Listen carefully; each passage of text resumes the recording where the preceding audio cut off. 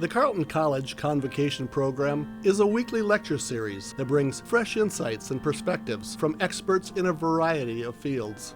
The program has a rich history dating back several decades. The selected convocation speakers assist the liberal arts mission of centering thoughtful conversations within education and beyond.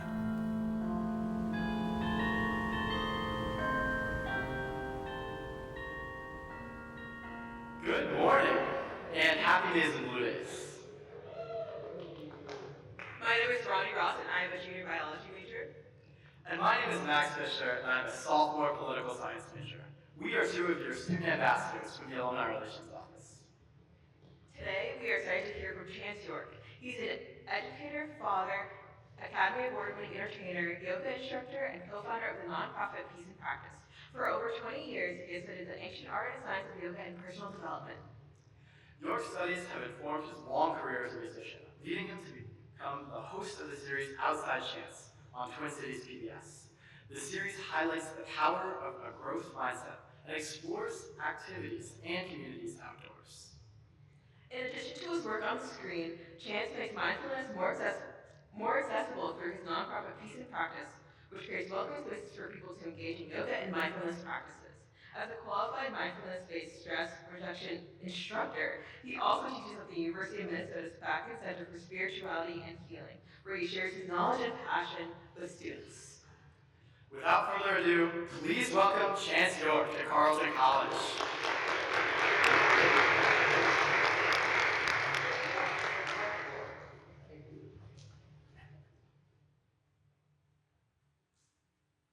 Hello, everybody. I always feel bad for people that have to read my bio because it's like a mouthful. It's a tongue twister. But thank you so much for having me. I also noticed the slideshow's been winking a little bit, so if it cuts out, we're just gonna roll with it. Gotta make it happen. But glad to be here this morning. I got the call a couple days ago. I said, I'm gonna make a brand new talk. So this is experimental. So enjoy. As you see, the title is called Your Presence is a Gift. How mindfulness changed my lives. Y'all are looking at me like, isn't this guy? No, it's YOLO. You only have one life to live. But looking at it from a perspective that the teacher Thich Nhat Hanh once said, that your life is constantly changing to the point that rather than living one life, it's more like we're living a caravan of lives. Our identities change depending on our relationships. We're born, we have all of our needs taken care of by someone else. We become a toddler, we become a bit more independent in adolescence and teen and so on. And we move through all these different phases of life that are almost unrecognizable from one to the next. So this caravan of lives deeply, for me, has been impacted by the formal and informal and intuitive practice of mindfulness.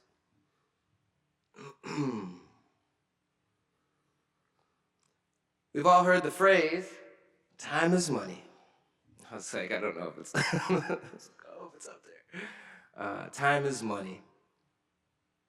We live in this society that very much values time. You get paid an hourly wage, and so much so that it's completely cooked into our language. We speak about time as if it is money, and we can use those words interchangeably.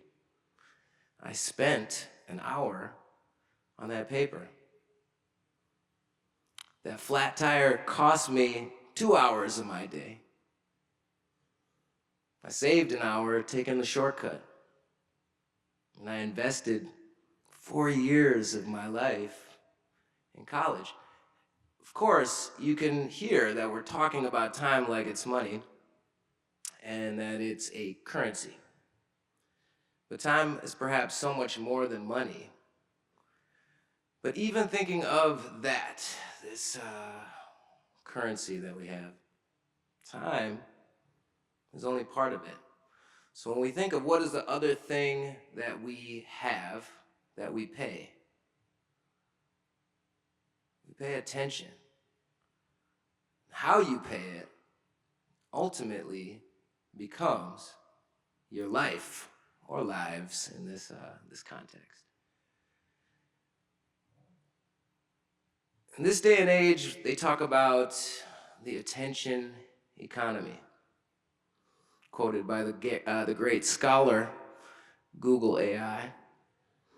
The attention economy describes a scenario where human attention, a scarce and valuable resource, becomes the primary currency in the digital age, with businesses and platforms vying for it through various strategies. So we know there's value in attention and how we pay it. But also, we might live in a society where it's harder to pay attention than it's ever been before. Where we have, a rise in diagnoses like attention deficit. And maybe a better name could be a surplus of distraction. We have tons of distractions, more so than anything. The entire world, right in our pocket, that can take us to the future, to the past, to around the world. So how does this have anything to do with mindfulness? I don't remember my slides, so I have to find out. Time plus attention is the sum of our life. So mastering the ability to pay attention in a world that is harder to pay attention than ever takes practice. Where might we find technology or wisdom that allows us to develop this ability to pay attention? Well, luckily, antiquity all around the world has some form of what we might now consider mindfulness. Vipassana traditions, yoga, what we call mindfulness, or in the West, mindfulness-based stress reduction. All of these varieties of ways to pay focused attention. So, we'll all get on the same page here and define what is mindfulness. We might think of it as one thing, and it could be that, but having all the same definition for the sake of this talk can be helpful. At the Center for Spirituality and Healing at the University of Minnesota, where I teach, we use this adapted definition from Jon Kabat-Zinn, the founder of mindfulness-based stress reduction. Mindfulness is an awareness of one's present moment experience with kindness, curiosity, and a non-judgmental attitude. So there's a few key words here. First off, awareness. Awareness could be the same idea as attention, correct?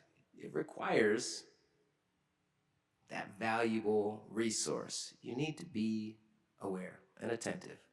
Secondly, present. You can't do it if you're somewhere else. And somebody's like, hey, I'm always present. But science would say otherwise. The majority of our thoughts are spent somewhere in the future or somewhere in the past. It could just be the near future. How am I going to respond to what somebody's saying to me right now? It could be, what am I going to have for lunch? Man, I'm hungry. Or you could be thinking of something you watched on Netflix like 2 weeks or 2 years ago. It is pretty amazing to have so much attention, but it's so rarely present. And then on top of that, there's a few attitudes. Attitudes of kindness, attitudes of curiosity, or in mindfulness we call it beginner's mind. A recognition that, hey, although this might seem familiar, I've never actually been here now before. And not only that, I've never actually been here and now and this version of me ever before. So entering things with an attitude of curiosity or beginner's mind is a source of creativity and perhaps appreciation. And then lastly, a non-judgmental attitude. So non-judgment, that's not to say non-discernment, but a recognition that we do put a lot of preference on things. I like it, I don't like it. I want more of that, I want less of that. I want to look at this, I don't want to look at this.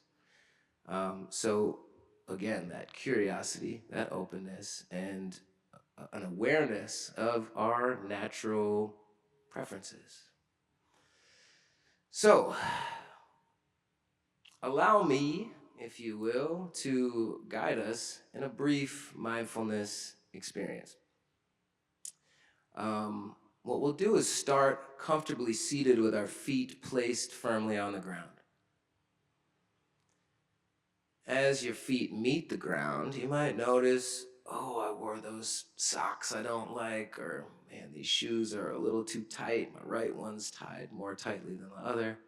Whatever the case, noticing with curiosity and with non-judgment. Moving our attention up from our feet, we might notice our knees. We might notice our seat on the chair.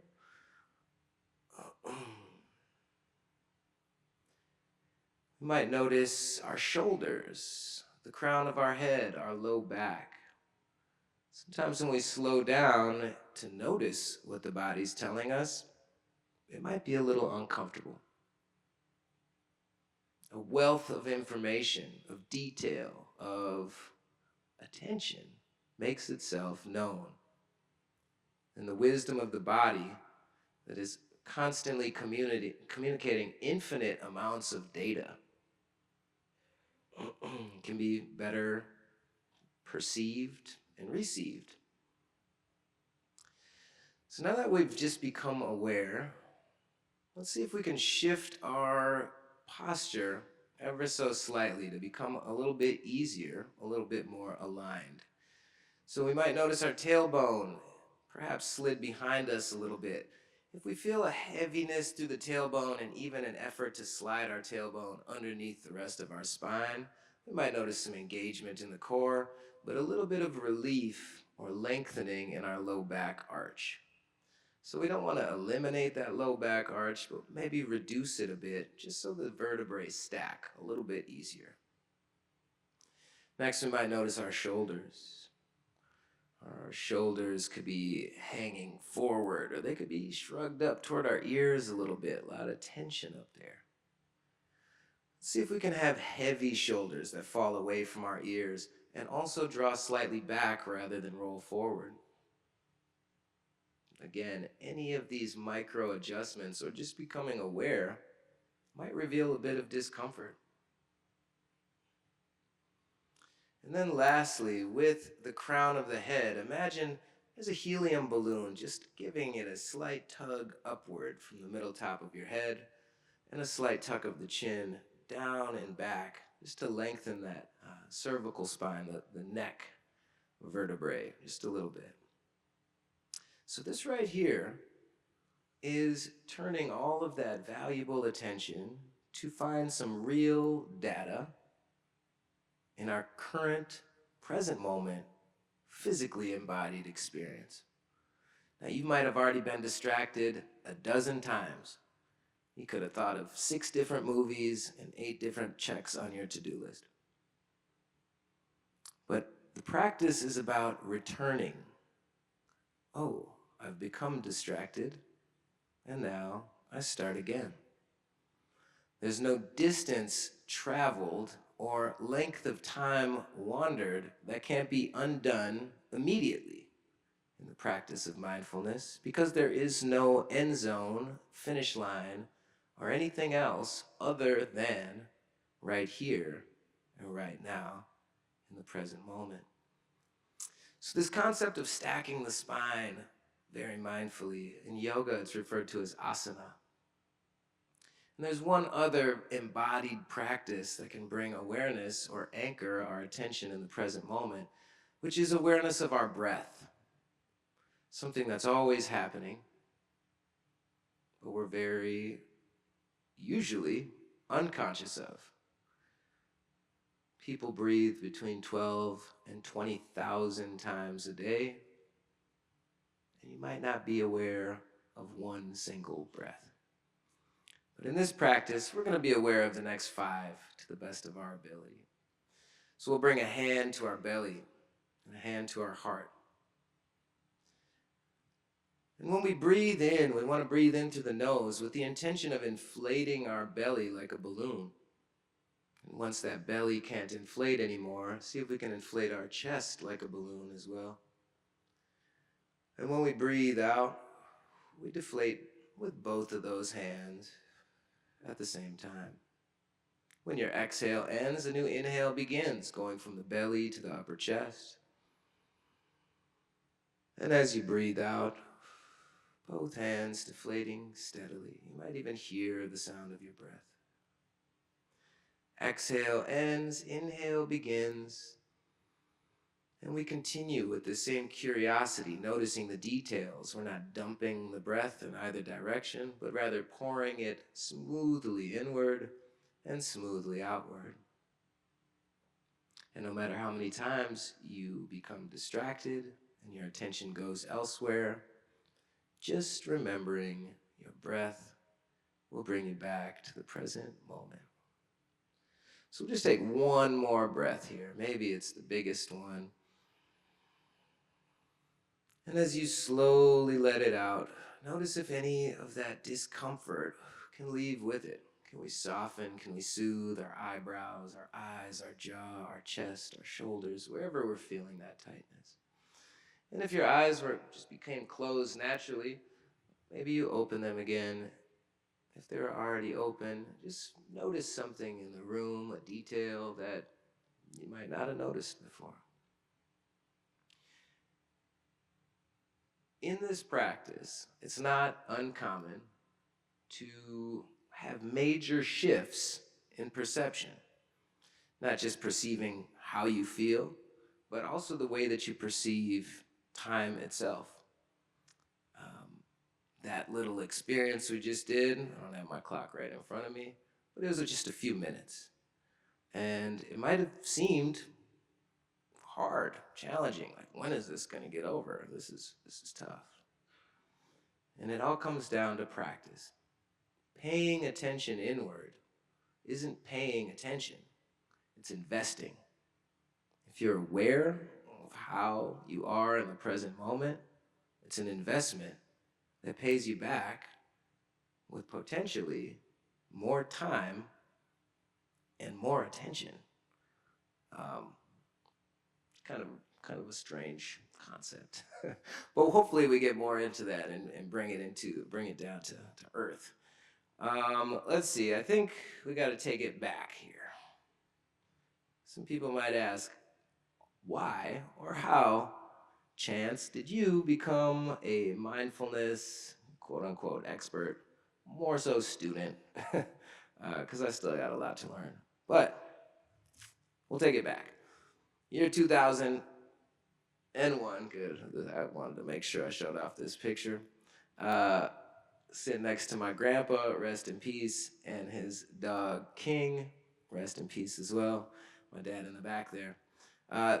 This was me the summer before my freshman year in college. I'd been interested in philosophy, where thoughts came from, creativity. I was really into freestyle rapping. That was a big thing back then. And I wanted to just be really good at it. How do I dilate time in a way that I can make up rhymes every single second? How do I do that? Those are my interests. And me and my friends would drive around in my old hoopty, playing instrumental CDs and kicking raps. So this guy, perhaps one of the lives.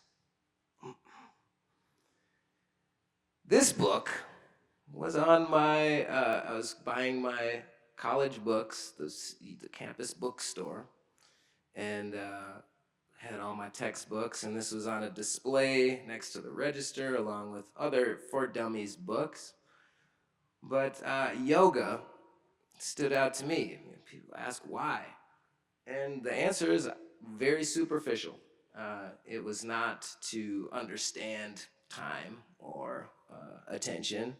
It's because in some movie somewhere I heard that yoga made you good in bed. And that was enough. I said, $5, throw that on there. Throw that on there. So I'm sitting in my dorm room. Let's see what this stuff is about. Flipped open the book. Oh, okay. Sit up tall. Okay. Take some deep breath. Okay. All of a sudden, I was sweating bullets. I'm like, what is going on? This is so hard. This is so challenging. I'm physically sweating, just trying to breathe and sit still. And I was hooked. I was confused, but I was also hooked. I'm like, that's interesting. That's something pretty special. But just like most teenagers, I was busy and I didn't have much of a dedicated practice by any means. But I learned a few poses, learned a few ways to breathe, learned a few visualization techniques, and kept it in my back pocket. Moving forward, I was talking about rapping. Around this time, in 2002, the Twin Cities had a very blossoming Twin Cities hip-hop scene. Artists like Atmosphere and the Rhyme Sayers Collective were reaching national acclaim. There was even a movie that came out called 8 Mile, and it was the stuff that we were already doing. And there was this monthly battle at the Loring Pasta Bar, and it started off pretty small, and that's when I got in on it. I would have been afraid to get on stage, but I was like, hey, me and my friends ride around. I know how to rap. I know how to battle. I was getting on stage with what you might call real rappers, and I was losing, but at the same time, I was open to that. So moving through that, a few losses, I actually started winning once in a while, and growing a name for myself. I even beat one of the Headshots rappers, Gene Poole, who's one of Slug's friends, and it gave me a little bit of rep, a little bit of clout, and somehow perpetuated a career in music. My college group in Mankato, we were rocking house parties, we were playing music, and I moved to Ecuador. It's like, the party scene was just too much. It's like, I need a break. So I studied abroad in Ecuador. Moving to Ecuador was the first time that I realized I don't know how to speak Spanish. But I learned, slowly. I was just learning a lot about myself at that age, and came back after 4 months, a new person, and inspired to make a record. So my band and I put out our first record in 2005 called Ecuador Project, and established us as a group. I don't know what my next slide is. Our groups did well. So we had, I want to say 5 albums. I'd have to look at my discography. But we were able to hit a nerve, tap a vein that was going on at the time that for some reason large TV networks were using our music on big shows. The Kardashians, The Real World, and we were getting royalty checks. Dumb 20-something kids just partying and making music. We're getting, large checks to make music. And it couldn't have been cooler. We really hit the jackpot in that sense. And I have a lot of gratitude for it. I think the next slide is, yes. So this was one of our albums, but why I chose this album cover is because that Winnebago right there is what we lived in. We traveled the country touring, uh, making music, partying, being very reckless at times. But it was everything that I could have dreamed. It was the life that I dreamed up and was able to live. Um, Lots of lessons, a lot of really good lessons learned. Uh, Even made a song with Lizzo. That was a second band, but this is around. So this band went till about 2010. We started another group called Crunchy Kids. Crunchy Kids did a song with Lizzo. We also helped put a lot of people on, and we also had quite a bit of success. Um, so during this time in this Winnebago, I had a child on the way, um, and partying and stuff was the norm. It was what I was good at. I had a lot of practice doing it. I had a lot of routine involved in that scene. And after the kids came, man, partying got hard. Even partying with little known DJs like DJ Diesel. I heard he plays sports too, I don't know. But all of the highlights, all of the fun, all of the success, at one point it just started to suck. I didn't want to party anymore. I didn't want to make music anymore. It was uninspiring. I'd been there before. I was stuck. Didn't really like it. I was burnt out. I was tired all the time. I was forcing music. I was really tired. I was out of energy. I was completely out of energy. Which brings about maybe the beginning of another life. Try not to resist the changes that come your way. Instead, let life live through you. And do not worry that your life is turning upside down. How do you know that the side that you're used to is better than the one to come? Poem from Rumi.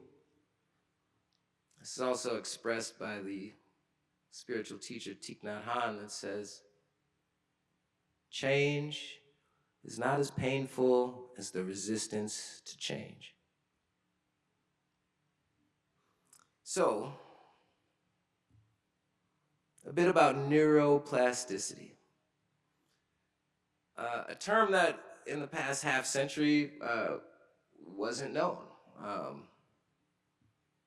It means the ability of the brain to reorganize itself, both in structure and how it functions.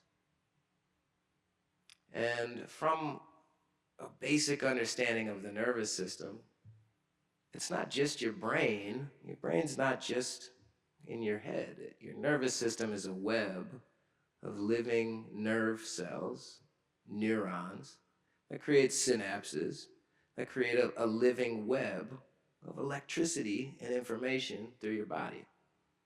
And it's always changing. It's never the same. When I said, you've never been this version of you before, that is scientifically accurate, as narratively inaccurate as it might seem. We've never been this us. So how does the brain change? There's neurogenesis, meaning new neurons grow. There's synaptogenesis, meaning new connections grow when those new nerve cells grow in between other ones and connect in different ways. There's practice or repeating things that make synapses get even stronger and reinforced. And then there's neglect, which makes synapses get weaker.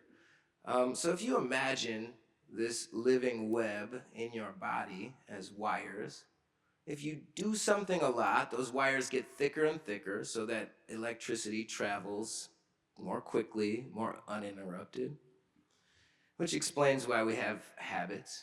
First time you tie your shoes, doesn't go very quickly. But after you do it a few times, after you do it 1,000 times, you don't really have to think about it anymore. Same with driving a car, when you're 15 or whatever, driver's ed, oh, and then behind the wheel, oh crap. Um, and now we're back in the day flipping through a CD booklet and clicking on our Garmin or whatever. I'm dating myself, but you know what I'm saying. We do a lot of other things while we're driving because the information is traveling so quickly that it doesn't take a lot of mental effort to do something. That's evidence of neuroplasticity. Same with if you forget something because you haven't done it for a while, or if you are a middle-aged person and go to shoot a jump shot and pull your rib muscles. Oh, God. Because that's what happens, neglect. When you don't use it, you lose it. But the beauty of neuroplasticity is with practice, you can gain it back. That's the idea. It's living. It's always changing. So this awesome graphic from National Institute of the Clinical Application of Behavioral Medicine. Neuroplasticity can result from traumatic events, stress, social interaction, meditation, emotions, learning, paying attention, diet, exercise, and new experiences. So it sounds like what you do changes who you are, and supported by cutting-edge neuroscience, the study of the brain and the nervous system. Now, when I was in my state of, unfulfillment, my light was dim, my energy was expended, I was lost, stuck, to say the least. I've been using what they call the default mode network, what we also refer to as autopilot. In autopilot, we spend a lot of time living in routine. Thought, feeling, action, thought, feeling, action, thought, feeling, action. And that makes up the majority of our day. I've heard as much as like 90-something% of your day is done automatically without presence. And when you start to pay attention, you realize that that might be true. A lot of our thoughts, feelings, and actions are only there because they're the same ones we thought, felt, and did yesterday. And day after day, year after year, those pathways get so hardwired that it's hard to see anything else, to the point that we might think that's our personality. That's who we are, because that's what we've practiced so much, and that's the easiest to be. So this was now 2016, the rise of a different political climate that was scary. Same summer, Philando Castile was killed. I was naive enough to watch it streamed on Facebook, getting shot by the police with the toddler in the back seat. Felt very close to home, considering it was very close to home. I have friends that were friends with Philando, worked at the same school with him. And whether it was macro or micro, it put me in a really tough place, a place that I had never been and a place that I didn't know if I could get out of. In that same summer, one of my bands, so kind of skipping over a lot of music, because music is simultaneously happening with all this. I was in a band called Eric Mason's Detail. We were playing the Basilica Block Party the weekend that Philando was killed. There was protests taking place. Energy was weird, to say the least. We're rocking a crowd, everybody's cheering, everybody's having a good time. Simultaneously, there's protests taking place. Everybody's emotionally a little distraught. But one of my bandmates, goes by the name V. Bohem, said, "You need to meet my teacher." And I was pretty sure she was talking about a yoga teacher. She was teaching yoga, but she was like, you gotta meet this guy. And sure enough, spending a little time with him, he was like, "You should be teaching yoga." I was like, "What? Like, me? Me teach yoga?" I'm like, I didn't know anything about yoga besides the Yoga for Dummies book. Besides that, from what I noticed, it was a lot of women and a lot of them were white. That's what I knew. I was like, hey, yoga, cool. That's what I thought of. Skinny pants, they're stretchy. That was my association with what yoga was. But this guy was like, nah, you should be teaching yoga. So 2016, I became a yoga teacher. As you see, there's a big snowbank behind me. Um, this picture was not 2016. It was just, it was a very snowy winter. But there was something beautiful about these simple practices that were physical and attentive. They exercised me in ways that I didn't know. But also in this 200-hour training to become a yoga teacher, that's the entry-level certification, they talked about energetic body, the deeper understanding of the little things, from an ancient lens. They talked about attitudes. They talked about diet. And it was the first time that I ever spent 200 hours learning about myself. I was 33 years old at the time. Quarter life crisis was right smack in the middle of it. But this gave me so much perspective and so much inspiration that I couldn't imagine life without it anymore. No idea what the next slide is. Okay, yeah. So, first day of practice, this guy, Matt, he was like, you should be a yoga teacher. I didn't even think I was like, hey, that's a great idea. I love this. It's like ding, lights, bells, whistles went off. But when the time actually came, the first day of practice, I'd forgotten that that was even an endeavor. It's like, I don't know how I'd pay for that. I don't have 200 hours. I don't know what you're talking about. But it just so happened I was in a routine argument with my significant other. I was just, what was going on back then? And I stormed out of the house. I'm like, I need to be out of here. And I went and jumped in my car, mad, just driving. And I looked at it, I'm like, oh, wow, this would be the first day of yoga practice. Let me go check it out. And I walked up. Matt wasn't there. Jaina was there, his business partner, ex-wife, Jaina. And never seen her in my life. She walked up to me, gave me the most authentic hug, and said, I'm so happy you're here. And I was like, yeah, I don't know if I can stay or whatever, but I stayed. Jaina is one of the most important people in my life currently, but I'll get to that later. Met her on the first day of yoga school.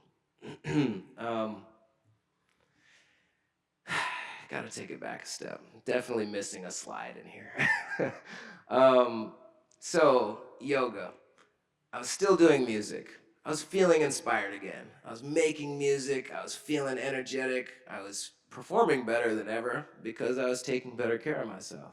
I was making music that was more relevant and more age appropriate. And I wasn't partying the way that I once did and didn't have the self-awareness enough to say no, or the habit enough to be like, nah, y'all do that. I don't have to do that. So did this from about 2017 to until the pandemic. And this practice of really understanding neuroplasticity, I was seeing my body change.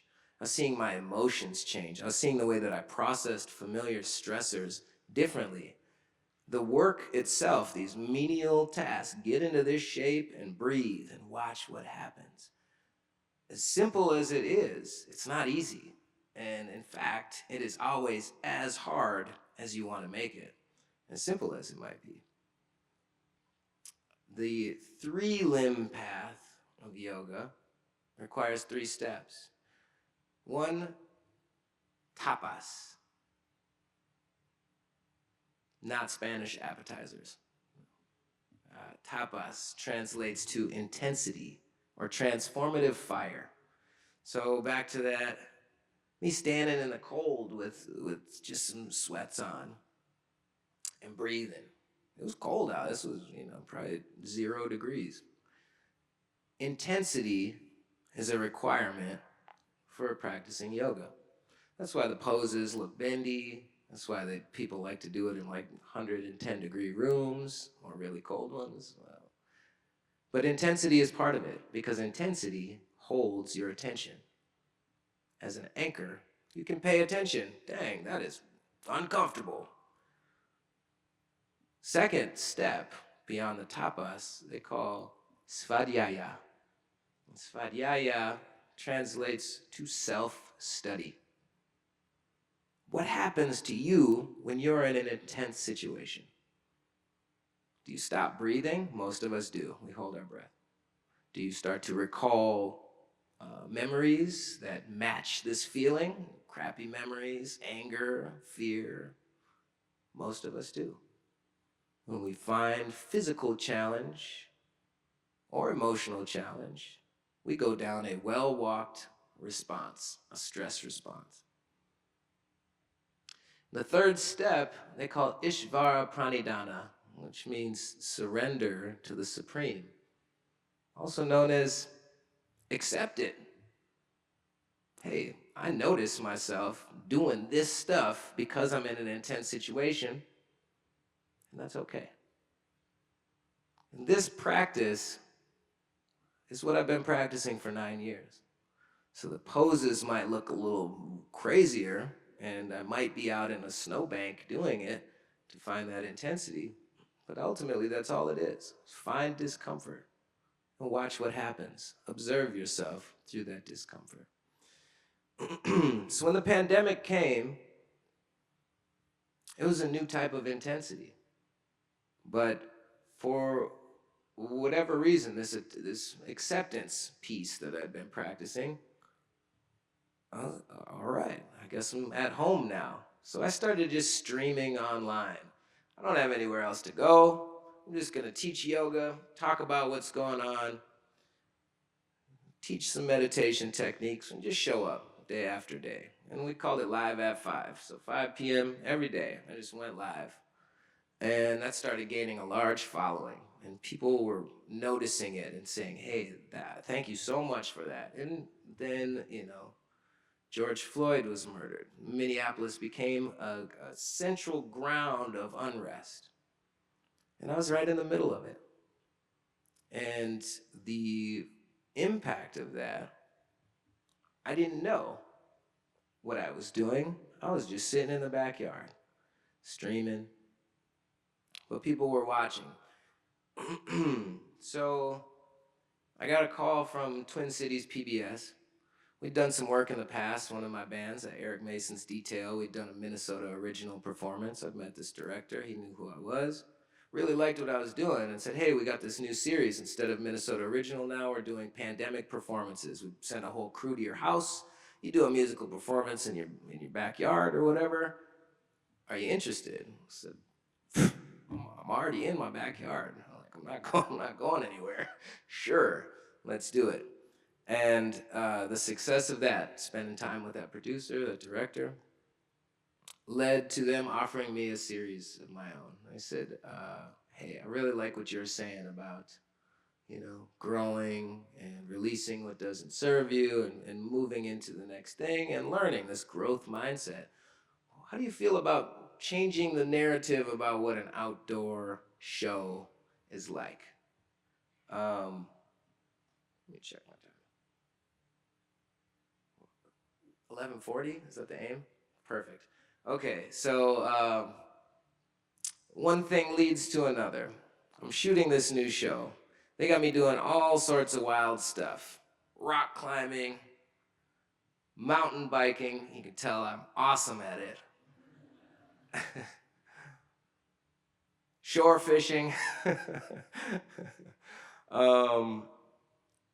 Even made the cover of the variety section of the Star Tribune. I just love the subtitle and the headline. Action figure. An athletic everyman willing to try it all. Even got some accolades for it. And that's Stephanie, my partner, with I believe our fourth daughter there. all happened really quickly, all based off of the idea that trying new things and paying attention to it is the key to a fulfilling transformation, a letting go of what is causing me suffering and allowing that transformation, that other turn of the world, to present itself with acceptance. I just want to play this. If you've never seen the show, every episode of the 2 seasons are available on YouTube or their PBS's streaming service. But here's a little taste. Audio good? Well, this is awkward. Outside chance. I'm about to fly fishing. I'm about to prove there's an outdoor activity for everybody. This one I'm pretty confident I can make. I'll break down gear, costs, and best locations to learn. Holy crap. Whoa! Yeah! Life is meant to be experienced. Did you see that? Join me and find out what you've been missing. I just had to throw that slide in there. How fun. Ran out of time, but if I run into you at the breakfast, I'll show you the nerve thing. Because when I was riding that big dumb bike, that penny farthing, with the big wheel in the front and the little wheel in the back. Nobody taught me how to get on it, but I got on it. Rode it, no problem. Got the clip. Fell to getting off. Because getting off, nobody taught me how to do that. So in that fall, I ended up damaging a nerve. I fell on my hand, sent a shooting pain to my elbow, made it kind of hard to teach yoga for like 3 or 4 months. And I said, man, I got to figure out this nerve situation. And I started practicing with a physiotherapist that specializes in neuroscience and taught me a really cool technique that revealed a injury that I'd been holding since before that first photo. If we go all the way back to the beginning, I'd suffered a broken hand this year. And all the way until 2023, I had unprocessed, unrepaired nerve damage that revealed itself shooting that episode. But that's the beauty of neuroscience, because after discovering how to get to that point, I was able to repair that and become stronger than ever as far as handstands go and all that. So lastly, I just want to close. Jana and I have gotten together. We formed the nonprofit Peace in Practice to address that thing that both her and I saw. She's been teaching for 25 years. I've been teaching for 9 years. The yoga and mindfulness spaces being overwhelmingly Caucasian. And we wanted to do something about that, knowing the role that it played in our life, knowing how that can be an implicit barrier to people entering that type of world. So we started Peace in Practice, in which we've trained now going on 40 new yoga teachers of color. We provide 20 plus hours of community programming to youth, adults, and we're able to do this primarily free of cost to participants, and it's a movement. But all I wanted to say is, whether it's Chance, the executive director of a nonprofit, or Chance, the dad, or Chance, Slim Chance, the battle rapper, all of it required one simple thing that we can all practice anytime. And that's the art of being present. So thanks so much. Appreciate you.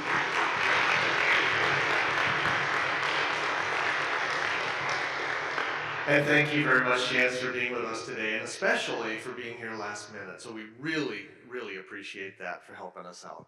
Well, now we're going to open up to some Q&A. Oh, just a reminder, we do have some seats left at lunch. If you're interested in joining us for lunch, please let me know. We'd be happy to sign you up. We have space for a few more people.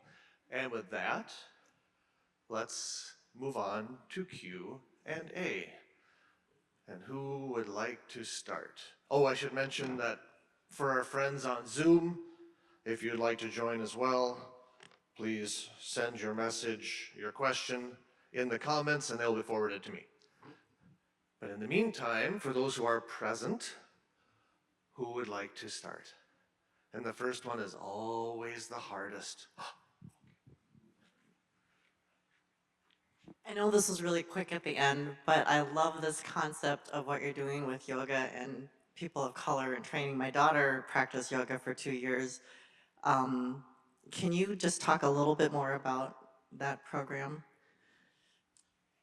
Yeah, so the same way that I met Jaina was the 200-hour yoga teacher training. It's like the first certification that you can get as a yoga teacher, where you can then get insurance and start your own business, and doing all of that usually runs a price tag of between $3,000 and $5,000.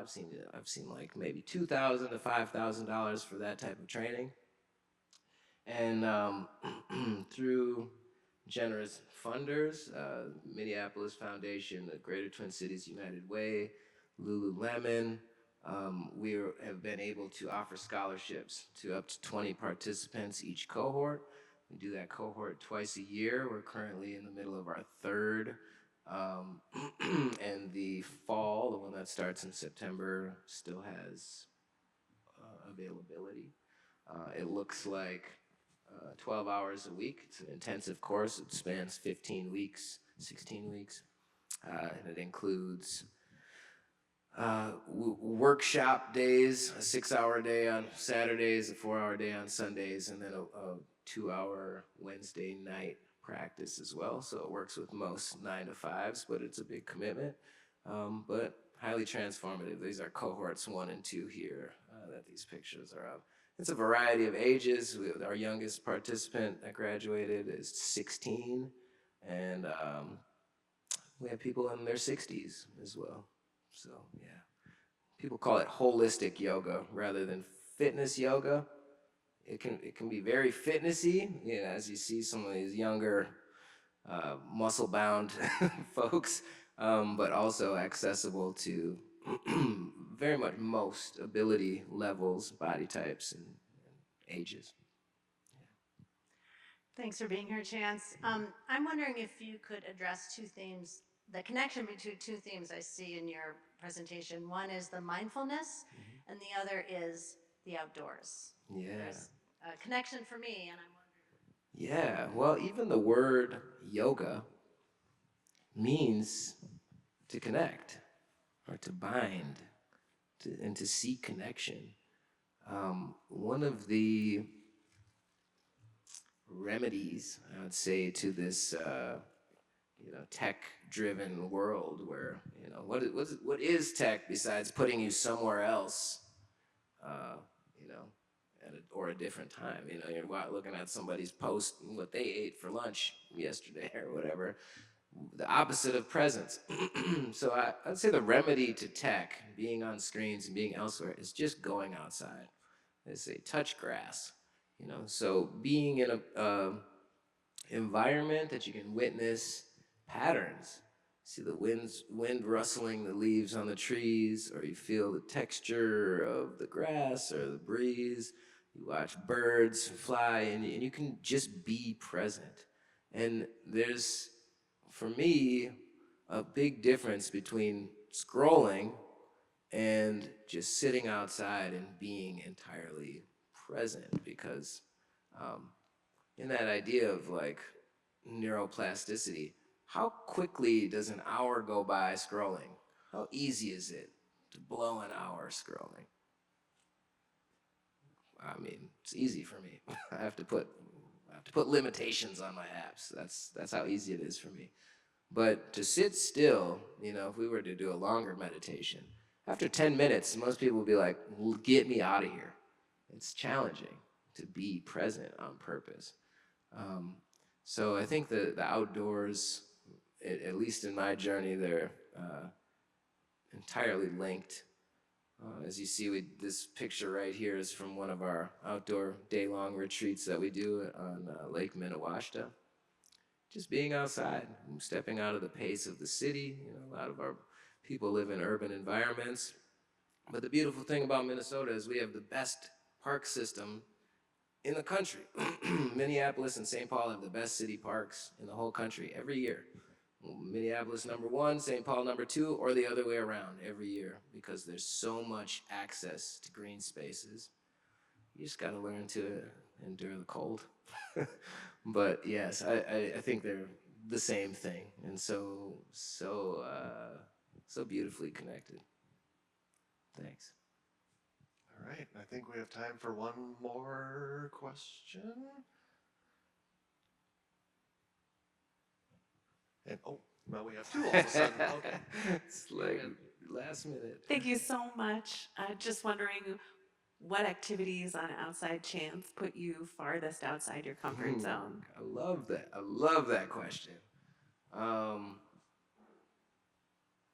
think I got a picture of the episode. This one, rock climbing. I'm scared of heights. Like I'm not a tall person, so yeah. Outside of my comfort zone is climbing up a rock face.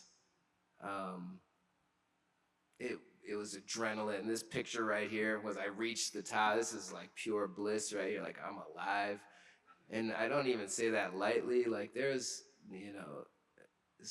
somebody died on this exact same rock two springs before because of they anchored in one place, a rock shifted or something. This isn't like a climbing gym. You're on a rock. You're in nature, and stuff can go wrong. And so as I'm climbing, even if you watch the video, if you look closely, there's a memorial with a picture and flowers that I like climb up past, and like this, I was scared, and also elated to get off rope, as they say. Yeah, that was one. There was others, but I mean that one was a highlight for sure. Cause, yeah. Well, very good. I believe, yes, that brings us to time. So thank you very much, Chance, for being with us today. We very much appreciate it. And thank you all for being here. We'll see you next week at Convo.